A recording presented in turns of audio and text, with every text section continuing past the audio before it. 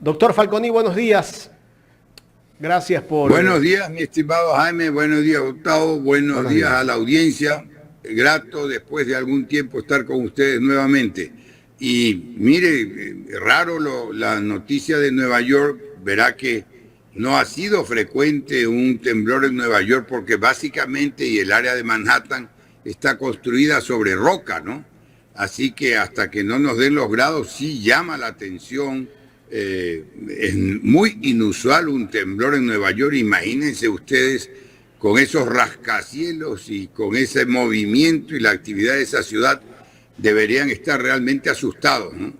Por Hay supuesto. que ver qué nos dicen después.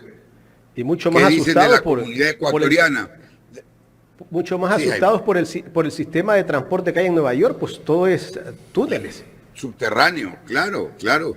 Y mire, dicho figuradamente, es tan grande la comunidad ecuatoriana y hay tanto ecuatoriano en Nueva York. No tengo las últimas cifras, pero yo solía decir que es la tercera ciudad ecuatoriana en habitantes, porque tenía, es la de Guayaquil, Quito, Cuenca, y de ahí venía Nueva York en el número de habitantes, ¿no? Por la emigración ecuatoriana, que se incrementó sustancialmente a partir del feriado bancario y que hoy por hoy se ha incrementado muchísimo nuevamente, ¿no? Con los ilegales y los legales que están en Nueva York, creo que llegamos a unos 800.000 ecuatorianos, Sí, o es mucho más o menos. menos, estamos cerca de estar en el millón de ecuatorianos allá. Es una ciudad importante de ecuatorianos que hay allá. Doctor Falconi, Importante, claro. ¿Cómo no, Doctor Jaime? Falconi, me gustaría entrar con este diálogo pidiéndole su criterio sobre este rompimiento de relaciones eh, con México que ha tenido el gobierno de Noboa. ¿Qué criterio merece cuando Andrés Manuel López Obrador da un comentario el día de ayer en su programa digital que tiene, que se llama Las Mañaneras de Andrés Manuel López Obrador, que dice que acá en el país, en Ecuador, bueno, él se refiere a lo que está pasando en México. La semana anterior asesinaron a una candidata alcaldesa de Guanajuato. Entonces, preocupado por la escalada de violencia que se está dando en México, Andrés Manuel López Obrador se refiere a lo que pasó el año pasado, valga la redundancia, con el asesinato de Fernando Villavicencio, pero en ningún momento nombra al gobierno de Noboa. ¿Qué criterio merece esto, doctor? Sí, mire, mi estimado Jaime, es muy importante lo que usted señala y muy importante por la trascendencia que esto tiene. Primero vamos a hablar concretamente del hecho que usted plantea y si le parece, después damos un comentario general que creo que es perfectamente aplicable a América Latina como tal.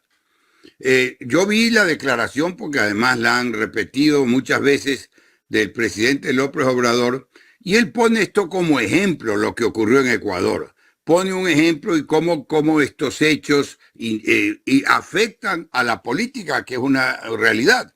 En Ecuador no duda ya, y hoy por hoy no duda nadie ya, de que eso fue fraguado, de que ese asesinato fue planeado y que parte del plan era tratar de insinuar o de echarle la culpa al sector del correísmo, lo cual era simplemente un hecho inaudito, inadmisible, grotesco, ¿verdad?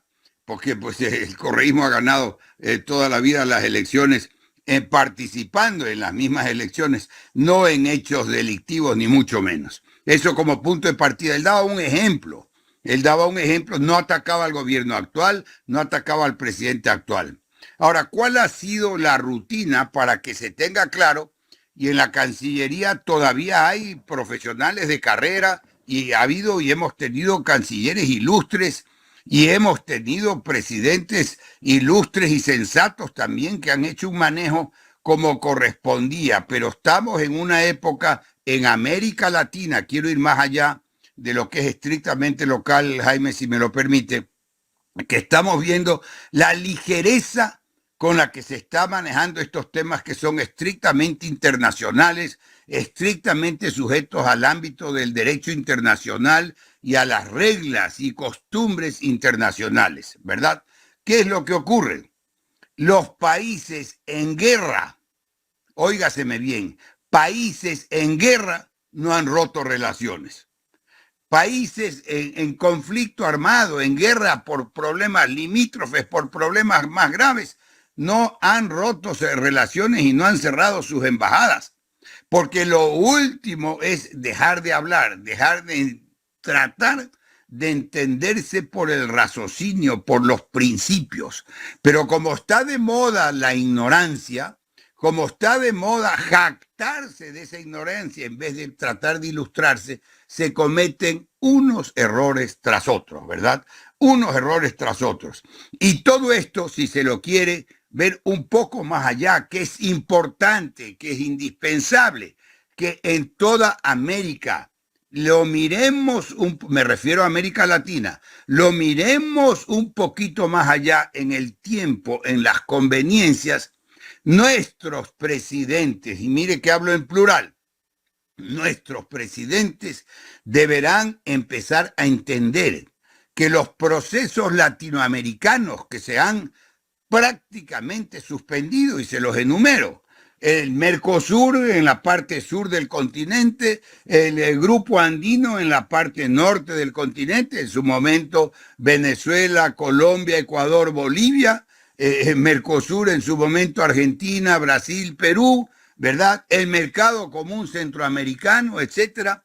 Cada sector geográfico de América Latina y particularmente América Central y América del Sur tenía un proceso de integración. Pero estos procesos de integración, que se entienda, que se vean los periódicos, aunque sea, si no les da la gana de comprar libros, que se estudie la historia, porque si no se estudia la historia estamos condenados a repetir los errores de la historia, que se entienda algo para que se den cuenta que lo importante en el nivel mundial es la presencia de América Latina como tal. Lo que ocurra en Ecuador a nivel mundial, lo que compre Ecuador o deje de comprar, lo que compre Colombia o deje de exportar Chile, a nivel mundial no le hace ningún peso, ningún peso.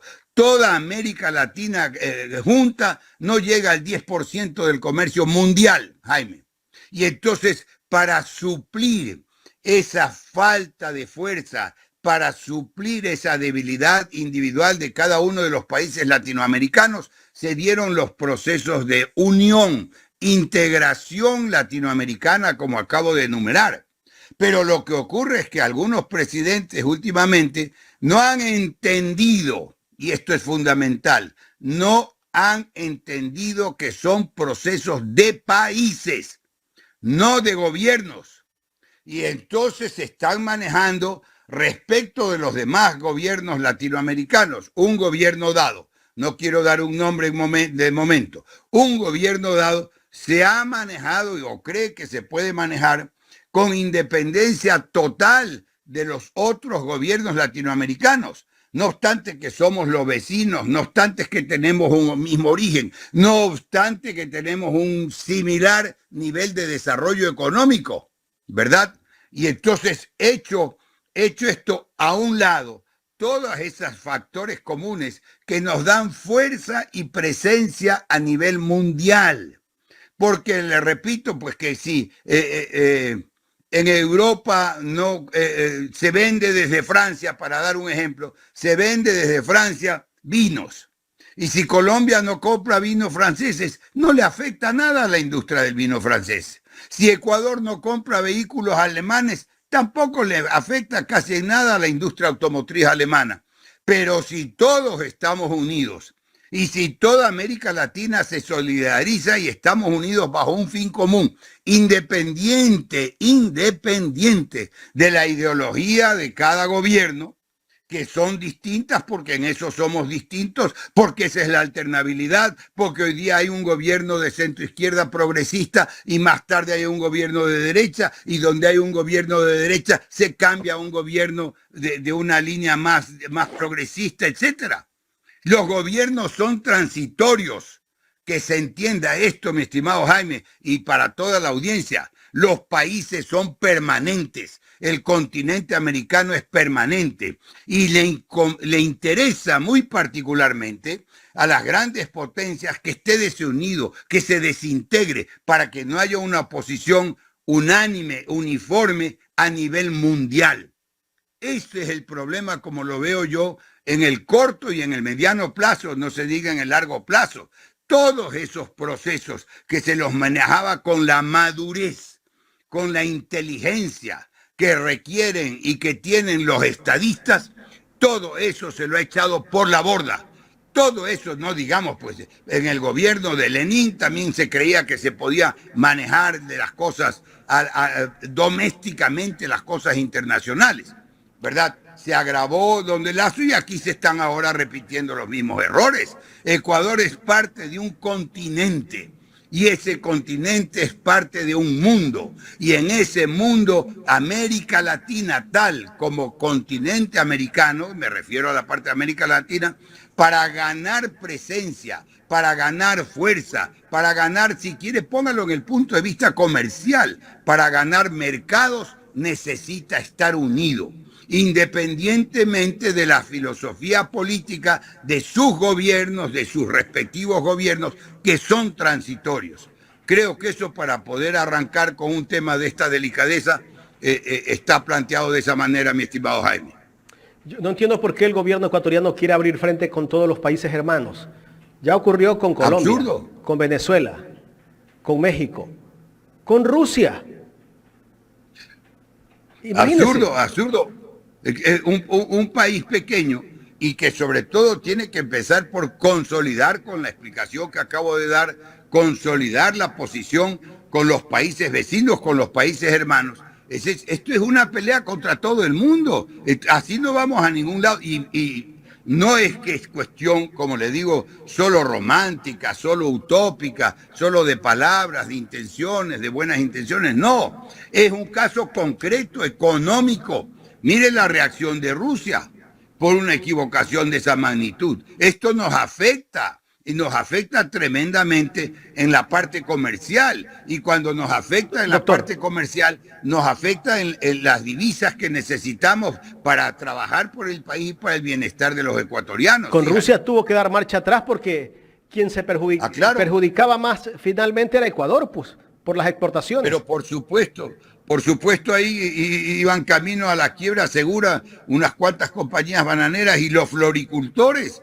Y déjeme hacer un paréntesis ahí porque es absolutamente justo, absolutamente justo desde el punto de vista histórico. Estamos hablando, gobierno, de ese gran presidente honesto, pero obsesivamente honesto, que fue Rodrigo Borja Ceballos.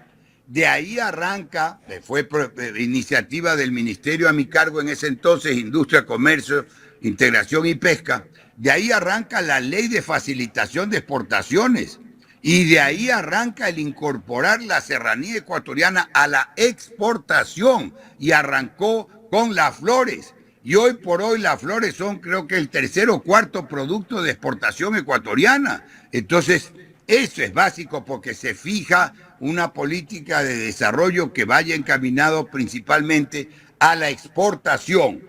Porque la exportación, de otro lado, mi querido Jaime, para que quede claro, la exportación no solo es que una compañía exporta, la exportación es la última etapa, el último eslabón de una cadena productiva, porque se produce, por decir, vamos a hablar de los productos que somos mayoritariamente productores de productos agropecuarios, se produce, se transporta, se moviliza, se va al puerto, se da trabajo, se paga impuestos y en el último momento viene la etapa de la exportación. Pero mire toda la cadena que está envuelta en esa exportación. Hay que mirar los asuntos del Estado con más serenidad, con más visión de futuro y no con una pequeñez doméstica como que si se tratara de un negocio particular, destrozando además en el camino la institucionalidad. Mire lo que pasa en ese Consejo de Participación. Y si nos da unos minutos, quiere comentar algo de eso, lo podemos comentar. Sí, doctor, pero antes yo para cerrar el tema el rompimiento de relaciones con México.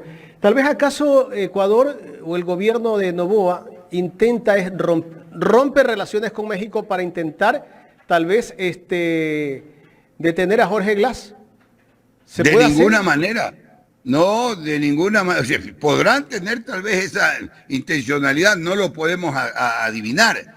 Pero si así fuera, rotas las relaciones, todo lo que está en México, bienes y personas en la Embajada de México, tiene que salir bajo la custodia del derecho diplomático, ¿verdad? Hay una Hasta las convención, personas si que no me estén equivoco, asiladas dentro la de una convención. embajada. Pero por supuesto, no le pueden prohibir a nadie que esté en esa embajada. Y aquí voy a hacer una precisión muy breve, mi estimado Es Jaime. importante. La Embajada de México no es territorio mexicano.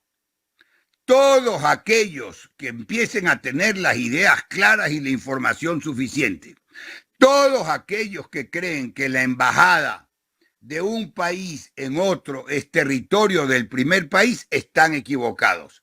La Embajada de México está en territorio ecuatoriano. Si no, pues tendríamos que tener, no sé, 180 pedazos de embajadas que sean pedazos de país, de territorio de otros países en Ecuador. Ninguna, ni aunque compren el edificio, ni aunque se compre el edificio, que es posible. Y Ecuador tiene varios edificios comprados, ya para la residencia, ya para la Cancillería de la Embajada, o sea, para la parte administrativa de la Embajada, y no se convierten en territorios ecuatorianos.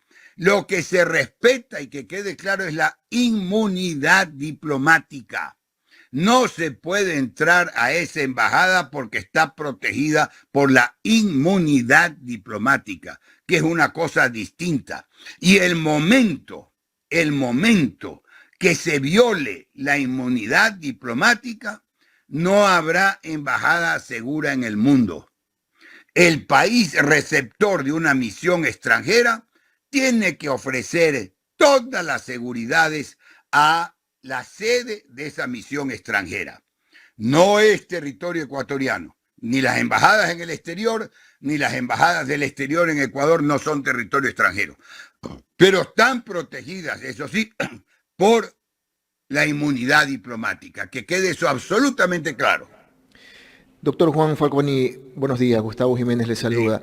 Hecha esta Mi querido aclaración, Gustavo.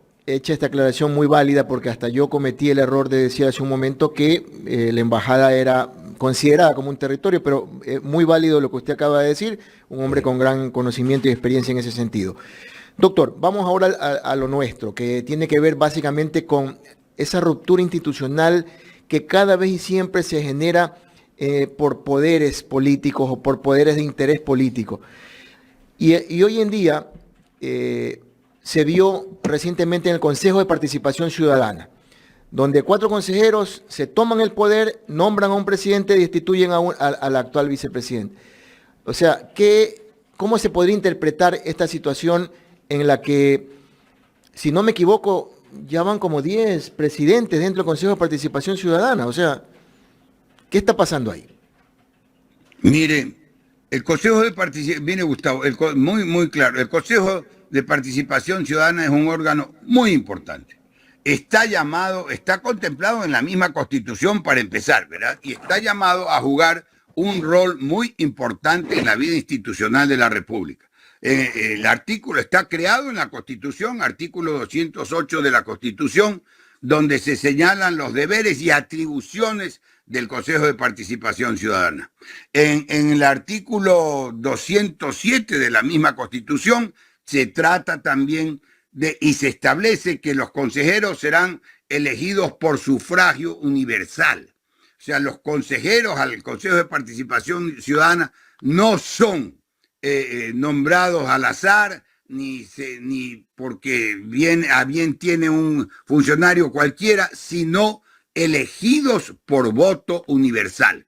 Entonces, eso para empezar. Y los consejeros tienen que, conformados, elegir de entre sus miembros a su presidente. Pero eso es lo que dicen las reglas, es lo que dice la Constitución. Le estoy dando los artículos, artículo 202, artículo 208 de la Constitución, y en el artículo 5 de la ley del Consejo de Participación Ciudadana se ven las atribuciones generales del Consejo, entre las que están muy importantes porque empiezan nada menos por promover la participación ciudadana, establecer todos los sistemas de rendición de cuentas, instar a las demás instituciones para que actúen de forma diligente y coherente con sus fines, etcétera. Pero desde este Consejo, ahora mismo, en este momento, debería ser inmediatamente llamado a juicio político por violar la Constitución y la ley. ¿Por qué? Porque desde la época, acuérdese usted, desde la época en que el consejero Ulloa hizo todo un manejo, se dieron, y se ha repetido en cierta forma algo que es muy sugestivo, lo voy a explicar. Desde la época, estábamos no mucho tiempo atrás, un par de años atrás, defenestraron de la presidencia del Consejo de Participación Ciudadana a la ingeniera Sofía Almeida. Ahí se dan unos intereses políticos internos, ¿no? Que las mayorías móviles, una época hay una mayoría de un sector político, otra época otra mayoría, eso no conviene, se fraguan estos manejos esotéricos, por decirlo de alguna manera, y entonces se cambia la presidencia.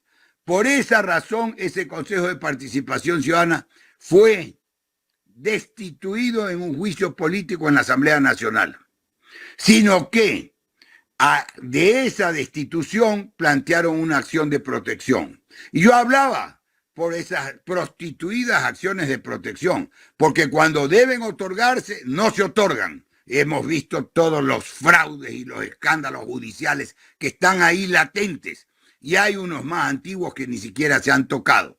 No se tocan, ¿verdad? Pero en todo este manejo, en todo este trajín jurídico legal, entonces se planteó esa acción de protección y después ese consejo presidido por Ulloa fue destituido. Vino el consejo presidido por el doctor Allen Berbera. Elección popular, fue elegido popularmente, con un manejo también esotérico, todo con influencia política, pero influencia política coyuntural del momento, no ni siquiera con una visión a mediano o largo plazo. Fue ilegal, inconstitucionalmente destituido el doctor Allen Berbera. De ahí entonces subió esta señora o señorita, no sé, Bonifaz, que hizo un manejo totalmente también, creo que en 4 meses, 5 meses tiene casi 30 viajes. O sea, creyó que el cargo era cuestión de turismo, tal vez, ¿no? ¿Verdad? Y se confundió de promover el turismo al Consejo de Participación.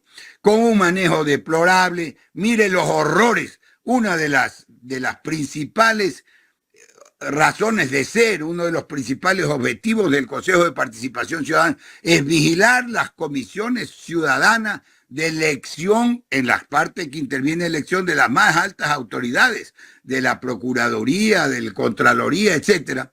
Los horrores que están grabados y filmados, que soportó, si no promovió, en vez de promover la participación ciudadana, promovió que esa comisión ciudadana haga horrores.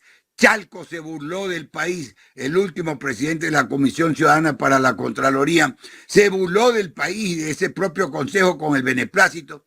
Consejo que da vergüenza, y da vergüenza, los invito a todos, los invito a los periodistas, a los medios, etcétera, a que repasen las grabaciones. Yo estuve en la Comisión de Transparencia de la Asamblea Nacional y hasta dando un informe a propósito del concurso para Contralor, y ahí estuvieron los consejeros, y haciendo un paréntesis ahí, ese informe está más tardado que pues no se sabe cuándo sale finalmente ese informe de la Comisión de Transparencia sobre el concurso para Contralor, ya está ahí ya durmiendo el sueño eterno en esa comisión, ¿verdad? Pero entonces yo estuve ahí, yo los he visto. Además que en las grabaciones se ve clarísimamente a las consejeras y al consejero ese Guarderas, leyendo al frente de ellos la computadora encendida y por internet les estaban diciendo lo que tenían que repetir. Y se limitaban en las sesiones, se limitaban a leer. En las sesiones se limitaban a leer lo que les estaban diciendo de otro lado. Entonces, ¿quién era realmente el consejero? El que les escribía lo que tenían que leer, que no podían ni siquiera disimular, ¿verdad? O lo que ya realmente ese consejero como tal creía o quería decir. Esto lo pueden, insisto, basta que vean unas pocas grabaciones de las sesiones de la Comisión de Transparencia y la comparecencia de los consejeros a la Comisión de Transparencia de la Asamblea, o que vean las sesiones propias del Consejo, leyendo con un desenfado impresionante. O sea, no tenían criterio propio, no estaban dando una opinión en el ejercicio de su función de consejeros, sino repitiendo hasta con las pausas de lo que les escribían y leían en la computadora. Entonces, ¿cómo puede haber un organismo de esa manera? Distinto es obviamente un discurso académico que se pueda dar frente a que son por regla son escritos. Pero estas eran las intervenciones en una sesión normalmente que han debido ser espontáneas, ¿no? O aún si algo se tenía preparado, se puede remitir a una lectura. Muchas veces nos pedimos permiso a quien dirija la sesión y leemos un fragmento, leemos un artículo de una ley. Pero no a leer un discurso que debe ser espontáneo, reflejando la posición de un consejero con lo que le están instruyendo que lea. Entonces, básicamente es eso.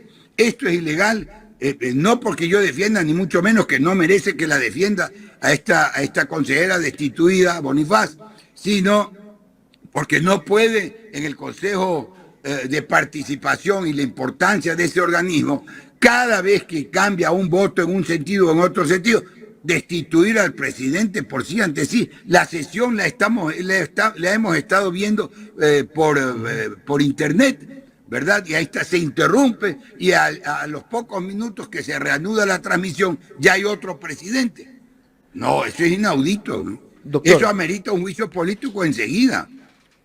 A eso quería ir, porque ayer entrevistamos al consejero Verduga, que estaba aquí en los estudios, contándonos todo lo acontecido en el Consejo de Participación Ciudadana y dándonos su criterio. Yo le hice dos preguntas que se las voy a trasladar a usted para poder conocer su criterio también.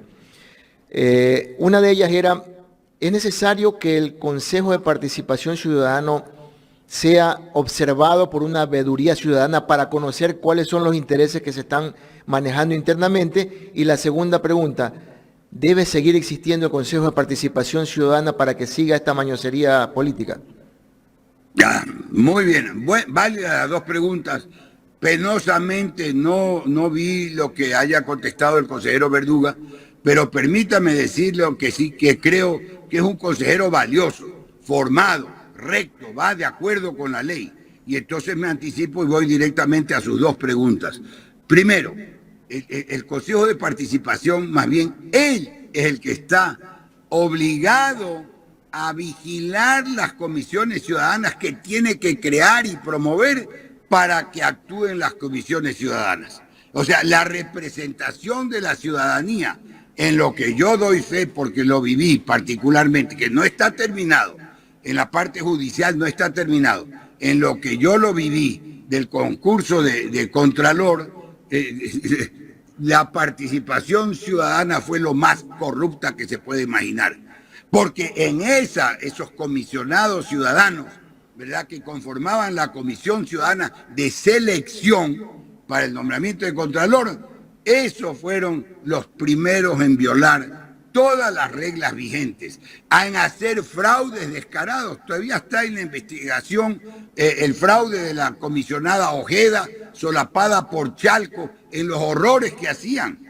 En una de las últimas sesiones, cuando dizque se nombró al Contralor, en las que estaba el actual Consejo de Participación, todo amañado, ¿verdad? En una de esas últimas sesiones, Chalco tuvo el desenfado de decir que las sesiones eran secretas, pero que él las tenía grabadas en su computadora. Ni siquiera se admitió, ni se permitió la asistencia de la Comisión de Observación Ciudadana a la Comisión Ciudadana. Vale decir, parece un juego de palabras, pero eso es, ¿verdad? Y de otro lado, no creo que tenga que desaparecer, ni mucho menos, porque el hecho de que una institución sea mal manejada, el hecho de que un juez no dicte una sentencia idónea y cojan plata, el hecho de que un policía cometa un error y también coja plata para disimular una infracción, no quiere decir que tengan que desaparecer las instituciones, no quiere decir que tengan que desaparecer los jueces, porque sería más grave aún, no quiere decir que tenga que desaparecer la policía, ¿verdad? Lo que tiene que ocurrir es que hay que nombrar, hay que elegir, siguiendo unas líneas políticas, siguiendo la sensatez, siguiendo un poco la trayectoria de los consejeros, a gente idónea, a gente competente, que vayan a expresar un criterio, obviamente si tiene un origen político, pero que tengan una línea sensata de beneficio al país. Lo que este Consejo de Participación Ciudadana hace no es otra cosa, creado en la Constitución del 2008, no hace otra cosa que tomar una parte de las atribuciones, de los deberes de la Asamblea, por haberlos llevado a cabo, posesionar a las autoridades, nombrar a las autoridades, no a todas, a ciertas autoridades, ¿verdad? Porque se supone que siendo un cuerpo colegiado de 7 miembros, todo iba a ser más ágil, más correcto, más fácil ponerse de acuerdo, aunque esté integrado de manera políticamente mixta. ¿Sí me explico? Pero es tan sencillo como eso. Quería que esto se desarrolle más, a que promueva la participación ciudadana, a que inste a las demás instituciones del Estado a que cumplan su misión y que designe las autoridades, ¿verdad? Entonces, la razón de ser de ese Consejo de Participación, que se ha pretendido satanizarlo, porque la pregunta que usted hace es porque muchas veces se ha dicho sin fundamento, sin razonamiento, sin conocer realmente los objetivos, ni el origen, ni el nacimiento de ese órgano como Consejo de Participación Ciudadana. Está encargado de que participe la ciudadanía. El nombre lo indica, pero porque ha sido en la práctica, como tantas otras posiciones políticas, han sido sus integrantes desvirtuando todo los fines para los que fue creado, haciendo trafacías, haciendo arreglos raros, y tanto así que cuando se pelean se destituyen ilegalmente, inconstitucionalmente, etc. Y es significativo. Esto es significativo porque hay mensajes que se tienen que tomar con toda la extensión. Mire a ver, cómo el actual disque presidente del Consejo, nombrado ilegalmente, porque solo se lo nombra una vez de entre sus miembros, se posesiona con la policía. Como el anterior presidente que accedió de la misma manera a la presidencia en la época de Lazo, el abogado Ulloa, cuando defenestraron a la ingeniera Almeida, se posesionó con la policía. De manera que hoy por hoy, en Ecuador, lo digo con repugnancia verdadera, hoy por hoy en Ecuador es la policía la que legitima las posiciones democráticas. ¿Qué falta en este país, mi estimado Gustavo? Me sorprende esta última posición suya, doctor, porque yo pensé que más era por el tema político, ¿no? Por el hecho de que una institución que nace con un espíritu político, donde el derecho ciudadano es el que rige aquí, resulta que los intereses son más fuertes, porque, mire, hay 13 procesos de posesión de autoridades que están ahí al vilo. Entonces, ¿quién se está beneficiando de esta situación? Claro, los intereses políticos, como usted acaba de anotarlo, pero déjeme decirle algo. Ya ven, me hizo hablar tanto que ya me dio sed. Lo que ocurre es que en el Ecuador de hoy se ha destrozado la institucionalidad. Viene eso del gobierno de Lazo y antes del de Moreno. Se ha destrozado la institucionalidad. Las leyes no valen, las leyes se violan, los funcionarios se remueven o se nombran de manera ilegal, etcétera, etcétera. Ya en Ecuador no se sabe bajo el imperio de qué ley se vive. Por decreto se reforman las leyes, la jerarquía que está establecida en el artículo, la jerarquía de las normas legales y constitucionales que están establecidas, si no me equivoco, en el artículo 425 de la Constitución, están supeditadas a la voluntad de cualquiera.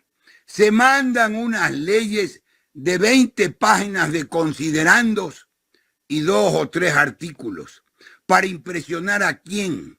Nadie lee los considerandos. Esos preámbulos, porque los considerandos son los preámbulos, son y fueron siempre elementos de guía para la interpretación de la ley. ¿Qué es lo que se quiere con la ley que se dicta? ¿Para qué se la dicta la ley? ¿Para qué fines? ¿Qué es lo que se busca? Es para ayudar a entender eso, es los preámbulos que hoy se llaman motivación, no dejan de ser preámbulos, pero son motivación obligatoria por norma constitucional. La Constitución dice que las resoluciones, las sentencias, particularmente las sentencias, que no tengan motivación son nulas las resoluciones. ¿Me explico? Entonces con eso la rellenan de páginas y páginas y páginas. 20 páginas de considerandos para 3, 4, 5 artículos. Eso en la práctica es una tomadura de pelo. Es una burla al sistema jurídico de un país. Y si en Ecuador no recuperamos, porque hay que recuperar, y mire cómo el mal ejemplo es el que se sigue. Mire lo que acaba de ocurrir que estamos comentando en el Consejo de Participación. Ya se hizo lo mismo en la época de Almeida Ulloa. Ahora se hace lo mismo defenestrando a esta consejera Bonifaz. Y así se seguirá alterando el derecho con un mirar para otro lado, a veces un mirar para otro lado, hasta de la Corte Constitucional, ¿verdad? Donde hay fallos realmente esotéricos, por decirlo de alguna manera. ¿Dónde están los jueces que antes regalaron, porque eso es lo que cabe, los bienes del Estado? Regalaron los bienes del Estado bajo el engaño, devolviéndolos a Isaías cuando ya eran propiedad del Estado, para recuperar una partecita de la plata que puso el Estado para devolver los depósitos a los depositantes de Filambanco y para honrar las obligaciones de ese banco con el exterior y con otros bancos.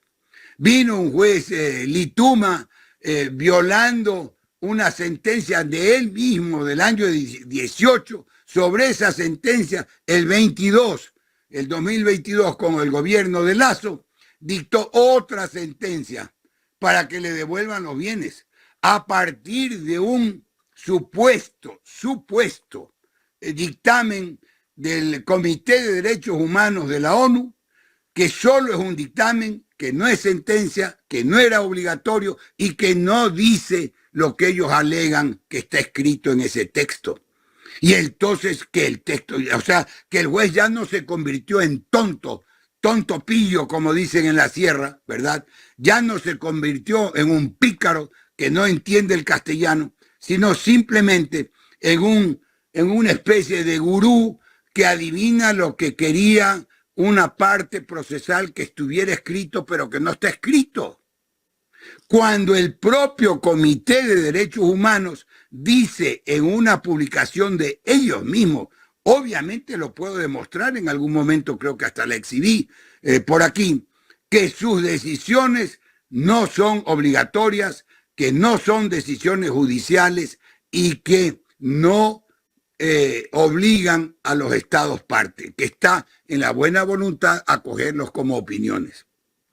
Entonces las violaciones al derecho van desde lo político a lo particular, a lo general, a lo local, a todo. Ya no se sabe cuál es el marco jurídico en el que rige la República. Así de sencillo. Mire, a propósito también, último ejemplo, si me permite, si me da el tiempo, Jaime, a propósito de la consulta, las preguntas, la mitad de las preguntas materia de la consulta, había un proyecto de ley en la Asamblea.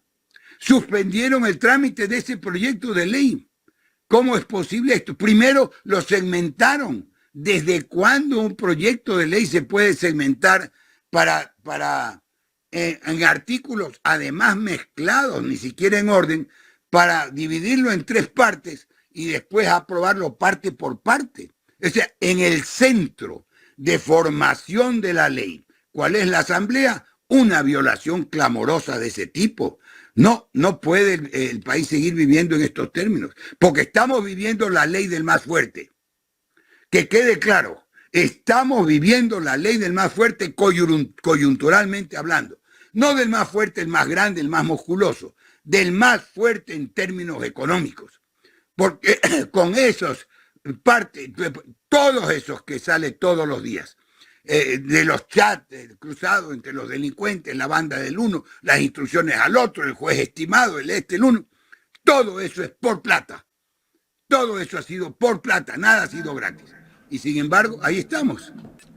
Doctor. Cuando se pone orden dando el ejemplo. Porque miren que lo que se aplica al final del día, y lo estamos viviendo ahora mismo, de ayer a hoy día, el mal ejemplo como impera en el Consejo de Participación. Estamos dialogando con el doctor Juan Falconi Puig, jurista y docente universitario. Quiero agradecerle a Eric Samaniego por el aporte al superchat. Dice, excelente programa. Saludos, Eric. A la gente que está conectada, le voy a solicitar, los que no han puesto el like, que pongan el like en este momento o el me gusta. Es importante para que este trabajo que hacemos se vuelva tendencia en el YouTube y también en el Face. No se olviden compartir esta transmisión, hacer su aporte al super chat, que de alguna manera eso nos ayuda para solventar los gastos de Ecuador en directo. Doctor, respecto al tema de participación ciudadana, tengo 2 preguntas más, doctor, ya para ir a la recta final de esta entrevista. Ya, hay una denuncia que fue presentada por una ex colaboradora de la consejera Johanna Verde Soto ante la Fiscalía General del Estado, donde se la acusa de un presunto delito de concusión. Según un relato de Johanna Verde Soto en el 2023, le había pedido que firme un contrato de arriendo en calidad de propietaria de un inmueble ubicado en la avenida Bosmediano, al norte de Quito, ya que la vocal, al ser oriunda de Los Ríos, accede a gastos por residencia provenientes de recursos del Estado. Dice textualmente, la persona, confié en ella pensando que no pasaría nada y le firmé ese contrato. Luego, ella me pidió que saque un RUC y facturas y me dijo que haga una factura por el valor de $4,000 por 5 meses de arriendo. Luego le emití una factura por el valor de $800 por otro mes de arriendo. Narra esta persona un escrito que había llegado al despacho de Nicole Bonifaz el último mes de abril, el 2 de abril, perdón. La consejera también fue cuestionada por la bancada de la Revolución Ciudadana, que la convocó a comparecer a la Comisión de Fiscalización de la Asamblea Nacional para que explique unas fotografías en las que aparentemente aparece ella en una reunión con Rodrigo Frías Toral, uno de los 9 participantes en el concurso público para la designación del titular de la Defensoría Pública, que lleva a cabo una comisión ciudadana en el Consejo de Participación Ciudadana y Control Social. Por estas fotos, 2 personas presentaron una denuncia ante el mismo Consejo, que tiene atribución para investigar casos de posible corrupción y se determine un posible tráfico de influencias. O sea, aquí la consejera Verde Soto, que ahora es parte de la mayoría que dio el golpe de Estado esta semana en el Consejo de Participación Ciudadana, ha estado haciendo pasar un arriendo de un departamento con sobreprecio y ha hecho sacar facturas a alguien que ha sido amiga de ella. Y aparte, están las fotos con el candidato postulante a defensor público reunido con ella. ¿Cómo calificar esto, doctor? Eso es gravísimo, pues, mi estimado Jaime. Y la prueba de eso es sencillísima. La prueba de investigar esa denuncia sobre esos fondos es clarísimo. ¿Dónde está el contrato? ¿Dónde está la real ocupación de ese inmueble? ¿Dónde están depositados los fondos por los que se pagaría ese inmueble para quien está temporalmente ejerciendo unas funciones en la capital? La prueba de eso es sencillísimo, pero lo que ocurre más en el marco general, las denuncias tienen que investigarse, pues, pero no puede haber un trámite de las denuncias selectivo. Todo tiene que investigarse. Todos los juicios tienen que tramitarse. Le doy un ejemplo. Para una persona, un juicio de $10,000 puede ser insignificante, pero para otra persona puede ser el salario de un año y puede ser lo más importante que tenga de momento. ¿Sí me explico? No hay una pauta de que cuándo es de tal o cual persona. Por eso decía que vivimos bajo la ley del más fuerte. Cuando una persona o un juicio, según la cuantía, según el valor o según las personas, debe, o una denuncia, tramitarse más rápido o más lento. Eso no está dicho. Todo tiene que ser igual. Y ahí partimos del principio de igualdad ante la ley. Porque iguales no somos, pero ante la ley tenemos igualdad. Y yo agrego que ante la ley, en iguales circunstancias, tenemos iguales derechos. Y eso es lo que tiene que quedar claro. Tiene que tramitarse las denuncias, pero no le dan importancia cuando las partes no son notarios. No le dan importancia ni a las denuncias ni a los juicios cuando no tienen efectos mediáticos, etcétera, ¿verdad? ¿Verdad, Jaime? Entonces, esto es importante que quede claro y esto es muy grave. Y de otro lado, la foto que usted dice, lo menos que se podría dar o suponer ahí es una falta de imparcialidad. ¿De dónde esa cercanía? Cuando ahí se dice, acuérdese que hay un dicho muy antiguo, la mujer del César no solo tiene que ser honrada, tiene que parecer honrada. ¿Sí me explico? Tiene que guardar una compostura, tiene que haber una actitud objetiva, de seriedad, de independencia. No cuando están mezclados los participantes en cierto evento, en cierto concurso, con quienes tienen que decidirlo en una actitud de camaradería, de fiesta, etcétera, ¿no? Entonces, pero ahí volvemos a los principios. Los principios no están de moda en Ecuador, pero lo que ocurre es que los principios no son moda. Los principios son las reglas que no necesariamente todos están transcritos en una ley, pero casi todos. No son meras recomendaciones, los principios son las reglas que rigen la convivencia en una sociedad, ¿verdad? El respeto a los demás. No hay una ley que le diga respete, Pedro tiene que respetar a Antonio, pero está implícito en todo el marco legal que tiene que haber respeto a las personas. Y por eso, y que es una de las grandes ventajas, que terminan siendo en esta época letra muerta, una de las grandes ventajas de la Constitución del 2008 es que crea a Ecuador un Estado de justicia y derechos. Eso no se dijo en las otras constituciones anteriores. Justicia y derechos, que quede claro. Y lo que peor funciona en este país es la justicia, porque estamos viendo los escándalos uno tras otro, pero falta que terminen en la cárcel un montón de jueces, porque cometen el delito de prevaricato frecuentemente. Y entonces esto es lo que llevará al país a poner orden. Y el ejemplo es el que cunde, porque entonces, si arriba se hacen horrores, si de los funcionarios más altos se viola la ley, el de más abajo dice, bueno, ¿y yo por qué tengo que cumplirla? Y la Constitución, ya sea por corrupción, ya sea por plata o no por plata, la Constitución se la viola cientos de veces al día. Se la viola un empleado de ventanilla que recibe una orden administrativa y le bloquea el derecho de petición cuando no quiere recibir un escrito. Así de sencillo. El escrito, yo le he dicho 1000 veces, oiga, dígale al señor de ventanilla que el escrito no va dirigida a él, no va dirigido a él, sino a su jefe, al jefe de la dependencia. ¿Sí me explico? No va dirigido al señor de la ventanilla, sino al juez. Entonces le pone condiciones, le pone requisitos, generalmente inconstitucionales y legales.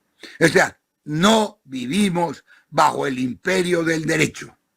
Y bajo el imperio del derecho implica el sentido común, los principios generales, de general aceptación, Doctor, ¿verdad? El respeto a los demás, pero y el respeto sobre todo al ordenamiento jurídico dado. Como ya no puede el pueblo reunido en la Plaza Mayor de la ciudad-estado, como ocurría en la Edad Media y antes de la Edad Media, ¿verdad? Como ya no puede reunirse a tomar las decisiones, nombra delegados. Con el crecimiento de la población, nombra delegados.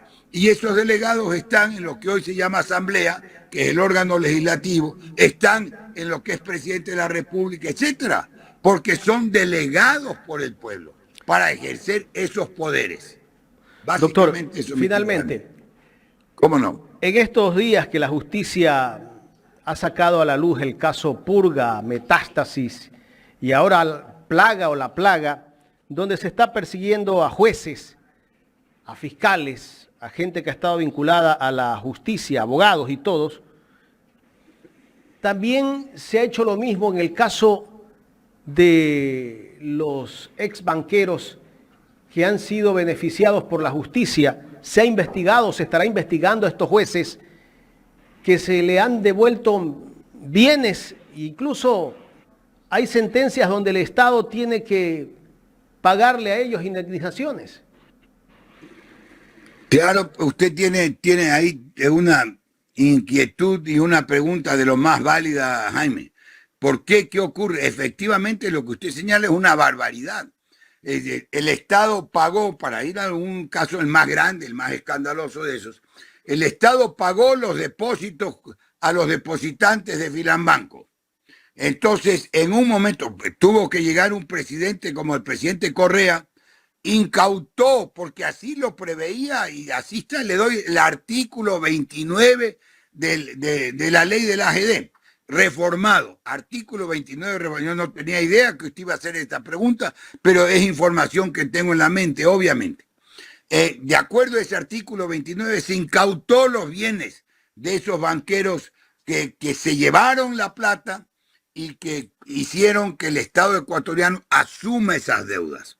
Esos bienes apenas aspiraban a cubrir las pérdidas que llegaban a 600 millones de dólares. Solo las pérdidas, no los fraudes, no los autopréstamos, todo ese atraco pasaba y sobrepasaba los 3.000 millones, decía de 3.000 a 5.000, y ahí sin contar los intereses, ¿no? Hoy por hoy el interés, imagínense, el interés al 10% anual se duplicaba el capital en 10 años, ¿verdad? Entonces, eso está en el aire, no solo que le devolvieron el 2022 con Lazo los bienes, y aquí ya no pasa nada, todo el mundo comprado, y al que no lo compran lo aterrorizan, y al que no lo aterrorizan pues lo amenazan, lo intimidan, etcétera. Pero ¿cuánta gente está involucrada ahí? Y están hasta ahora, siguen reclamando y reclamando bienes incautados, con los cuales el Estado apenas se recuperaba de una parte de lo que había pagado en efectivo por cuenta de esos banqueros, cuando ya la ley de la AGD fue dictada ad hoc, fue dictada para Filambanco, para que el Estado asuma la quiebra de Filambanco. Ese es el manejo del país. Y ahí están las actas del Congreso de la época, que se la puede ver, 1998, ¿verdad? Y en diciembre del 98 se dictó la ley de la AGD, el 1 de diciembre, El 2 de diciembre pasó Filambanco a la AGD y el 3 de diciembre le entregaron los primeros 140 millones de dólares a Filambanco quebrado. Esa es la historia que está. Yo tengo una publicación importante sobre eso, Jaime. Qué bueno que toca usted ese tema. Y eso está ahí, nada. Le devolvieron las bienes. ¿Dónde está el procurador? ¿Dónde están todos esos periodistas que hacen tanta alaraca, que cacarean por cualquier cosa y no le reconocen que el único presidente que tuvo el coraje de defender los intereses del Estado, en ese caso fue Rafael Correa? ¿Dónde está eso? Por eso son todos los odios y por hacer el bien general, los intereses particulares, generalmente de fascinerosos como estos, que se afectaron, le tienen un odio a muerte a Correa hasta ahora y no pierden oportunidad de tratar de desacreditarlo. Esa es la historia. Y la historia, si no está escrita de esa manera, ¿verdad? Está tergiversada también, pero basta coger y ver los periódicos, las noticias de la época, que no pudieron ni pueden callar totalmente estas barbaridades. Eso es algo que está latente y sangrando en la historia de la República, Jaime. Y tendrán que responder, porque esa sentencia segunda de Lituma, sobre el juez Lituma, le estoy dando hasta el apellido, creo que es Johnny Lituma, encima de otra sentencia de él mismo, que estaba ejecutoriada 3 años antes, hace que le devuelvan los bienes. Y ahí está Lituma disfrutando de una pequeña fortuna. Vaya a averiguarlo. Eso es todo. Y no pasa nada. Entonces nos están distrayendo por el otro lado, con el Consejo de Participación, con una pirueta aquí, otra pirueta allá, con una consulta popular.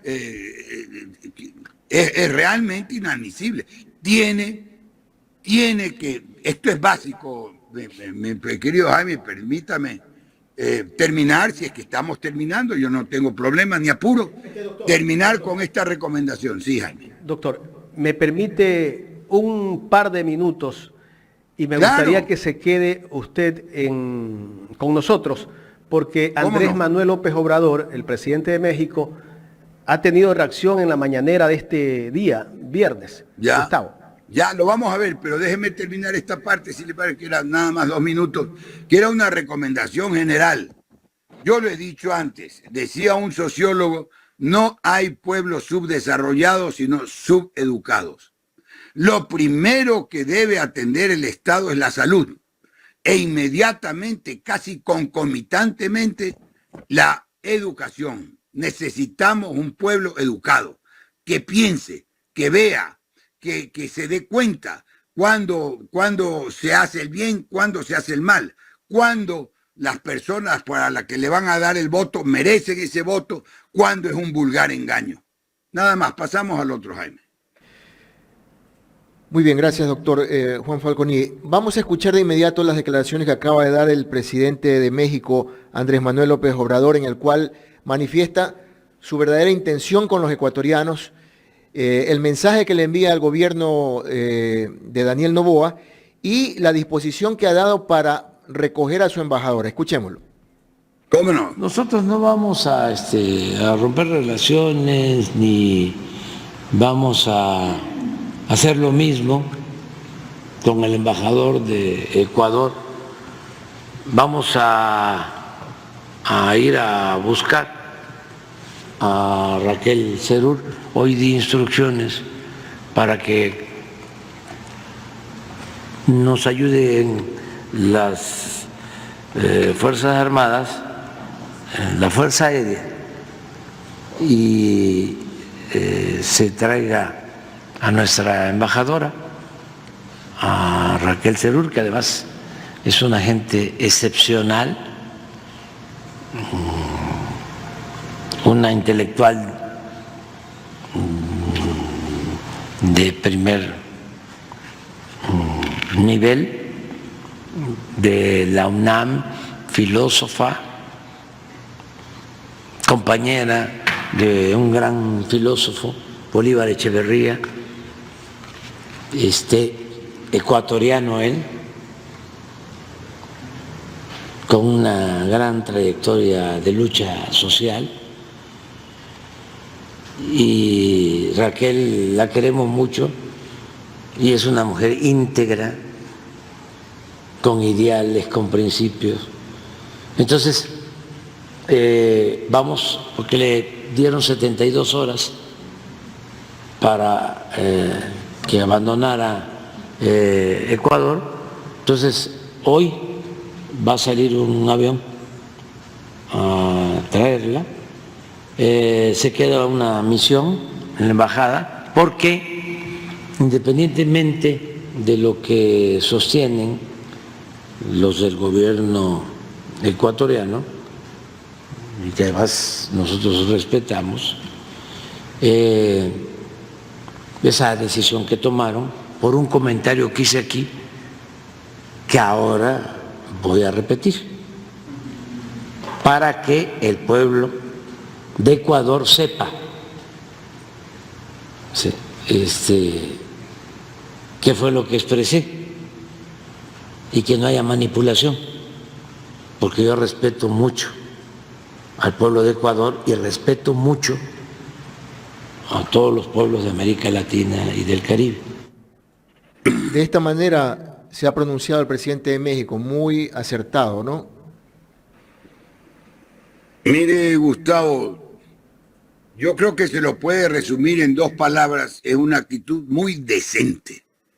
Eso es una actitud caballerosa, decente, porque están en juego cosas mayores. No es una cuestión de afecto o desafecto personal entre presidentes. Él no, ni siquiera todos hemos visto, porque se ha repetido esa declaración original, él no criticó ni siquiera al presidente de Ecuador. Él hizo un comentario general sobre las elecciones y sobre lo que se dijo y lo que está dicho y escrito en la prensa nacional, ¿verdad? ¿Cuál era, si acaso había un verdadero móvil en ese hecho que tampoco se lo puede justificar? Nadie tiene derecho a quitarle la vida a nadie, aunque haya sido un descalificado el difunto, ¿verdad? Pero la respuesta del presidente López Obrador es decente, de un caballero.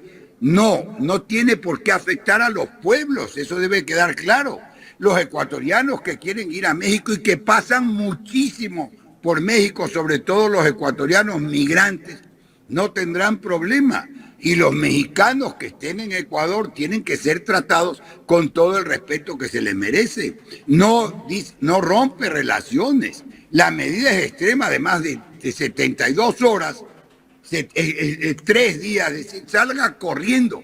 ¿Qué pasa si no cumple las 72 horas? Digamos, pongamos el ejemplo para que se vea el disparate de la reacción ecuatoriana.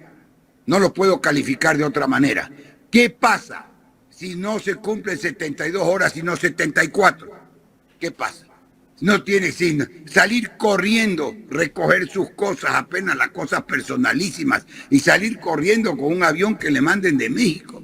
Supongamos, Dios no quiera, que hubiera un contratiempo, mal tiempo, lluvia, algo, y que ese vuelo no pueda llegar o salir a tiempo. No son 72 horas, se podría cumplir en 75 horas. ¿Qué pasa? Por favor, Doctor, debió, por último, primero, la medida es extrema, es injustificable. Y segundo, ponerla con ese plazo. No le veo razón de ser. Doctor, pero esa agresión, yo lo veo así, no sé cómo lo ve usted.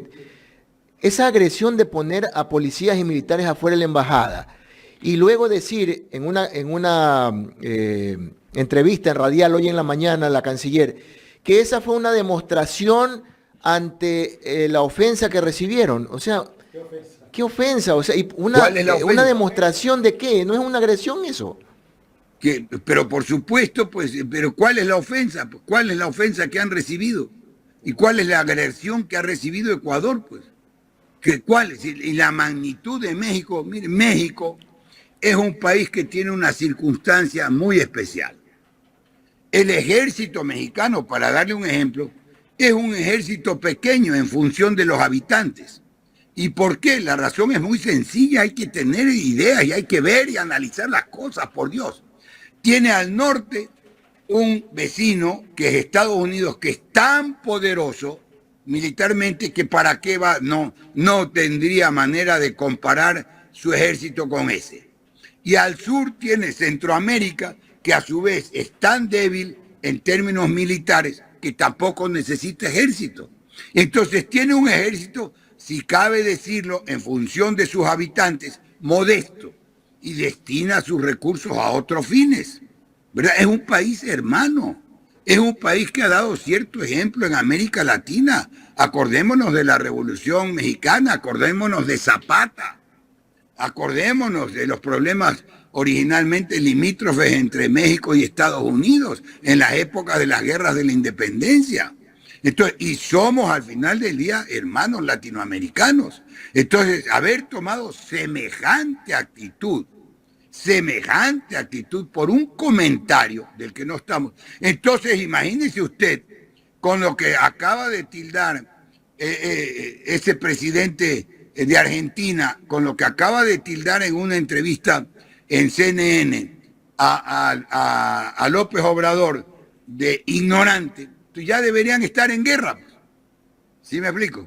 Pero la distancia geográfica, pues, México, América del Norte, Argentina, en el extremo de América del Sur, ya deberían, por esas agresiones verbales, estar en guerra. Pero eso no se puede dar, pues para la guerra, además, normalmente requiere una declaratoria de guerra, no el ataque traicionero, sorpresivo.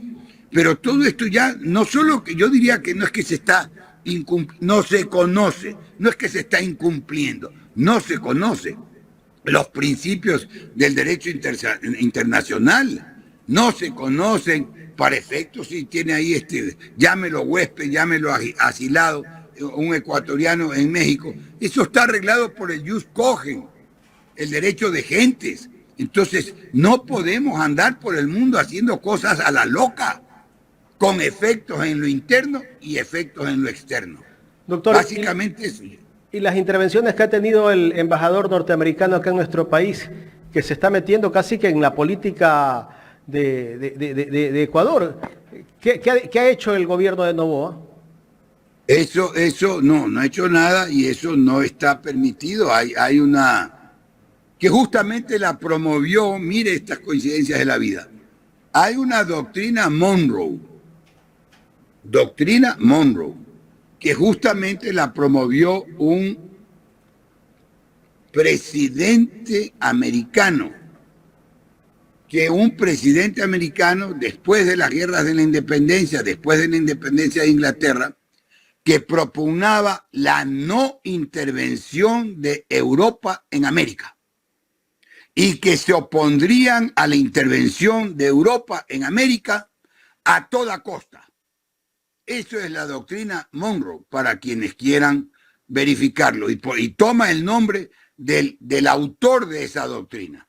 Después desarrolló bastante esa doctrina también el presidente Adams, si no me equivoco, Quincy Adams, hizo énfasis y desarrolló con mucha fuerza esa doctrina Monroe. O sea que viene del ejemplo de Estados Unidos no permitir la intervención extranjera en asuntos internos. Mira, a ver, y entonces eso tiene que aplicarse ahora también, ¿no? Eso el presidente de México, ¿qué demuestra con lo que hace en este instante, doctor, con la reacción de Andrés Manuel López Obrador al decir que no va a romper relaciones, que va a seguir va a seguir atendiendo la embajada de Ecuador de México acá en Quito, como que le está dando un golpe con guante blanco al presidente Noboa? Exactamente, guante blanco, porque es una reacción, y no sé si al presidente o a la canciller, pero es una reacción decente, ecuánime, propia de un caballero y propia de un jefe de Estado, que no estar por pequeñeces, por un comentario ligero con la prensa, rompiendo relaciones entre dos países hermanos. Eso es para unos hechos gravísimos, cuando hay una ofensa territorial, cuando hay un ataque al verdadero honor nacional, al territorio, a la soberanía nacional. No, eso fue absolutamente, y eso lo está demostrando y lo está haciendo énfasis automáticamente el presidente López Obrador, al tener esa reacción, repito, ecuánime, decente, y no seguir magnificando un hecho sin ninguna importancia. Doctor, queremos agradecerle por su tiempo y por la explicación que nos ha dado respecto a este tema. Yo siempre a ustedes y siempre a su audiencia que tiene la paciencia de escucharnos. Gracias. Gracias, doctor. El doctor Juan Falconi Puig conversando con nosotros en esta mañana interesante, el análisis que nos hizo respecto al Consejo de Participación Ciudadana y otros temas más que tratamos aquí en este espacio.